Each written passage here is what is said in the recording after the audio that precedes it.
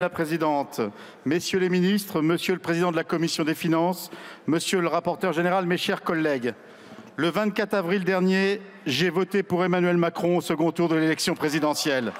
Je l'ai fait non pas pour son projet, non pas pour la retraite à 65 ans, non pas pour l'allégeance au marché libéralisé de l'énergie qui fait tant de mal, non pas pour frapper durement les privés d'emploi quand certains se gavent. Non, je l'ai fait tout simplement par amour de la République, par souci de faire vivre nos valeurs communes. Quand les blés sont sous la grêle, fou qui fait le délicat, disait le poète. En ces temps où la guerre est à nos portes, où les nationalismes s'exacerbent, poussant à la haine, à la division, il faut bien entendre, messieurs les ministres, que des millions de Français, comme moi, comme les députés de gauche dans cet hémicycle, ont fait ce geste salutaire qui n'était pas un geste d'adhésion, et que notre main n'a pas tremblé, car elle ne tremble jamais pour battre l'extrême droite, dont la haine s'est encore exprimée lors des questions au gouvernement cet après-midi. Ce faisant, le président de la République n'a pas de majorité favorable à son projet présidentiel. Et les Français ne s'y sont pas trompés en ne lui accordant pas de majorité absolue ici, dans cet hémicycle.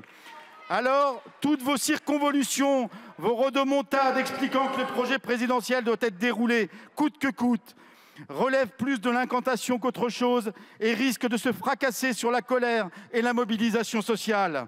Pour notre part, au cours de tous les débats budgétaires, avec tous les collègues du groupe de la gauche démocrate et républicaine, rassemblant les députés communistes et des députés d'outre-mer, nous n'avons cessé de promouvoir un autre chemin pour notre pays, qui réponde aux crises sociales, climatiques et démocratiques.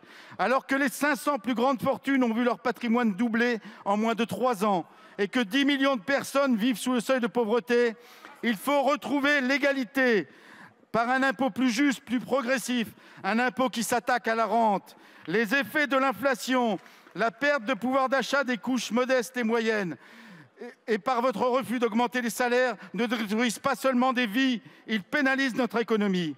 L'égalité, c'est aussi redonner du souffle à nos services publics, à commencer par la santé si malmenée, avec un Ondam qui baisse en nominal de 0,8 %.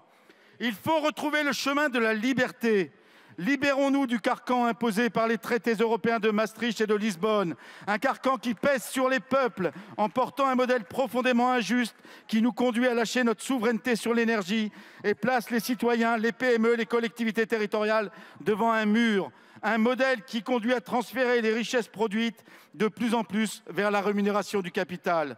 Il faut retrouver le chemin de la fraternité, celui d'une France ouverte, généreuse, une France qui aura compris que les migrations, conséquences directes de guerre et de crise climatique que le capitalisme financier engendre, nécessitent de l'humanité et non des barbelés. Si la France s'aligne sur les gouvernements européens nationalistes d'extrême droite, elle perdra non seulement son âme, elle coupera le fil de son histoire. La précipitation à adouber de tels gouvernements est une erreur.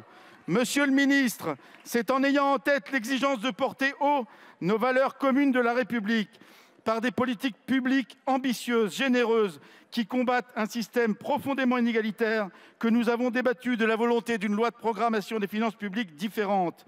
Personne ne peut accepter que l'on assèche les services publics, comme cela est le cas dans la loi de programmation que vous nous avez présentée.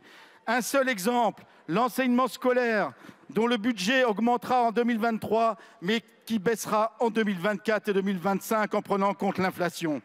Personne ne peut accepter une telle maltraitance faite à l'assurance maladie qui oublierait le financement du grand âge et a tant détruit la santé publique. Personne ne peut accepter le sort fait aux collectivités territoriales, ce que toutes les associations d'élus communaux ont dénoncé en continuant à serrer le garrot financier qui les asphyxie.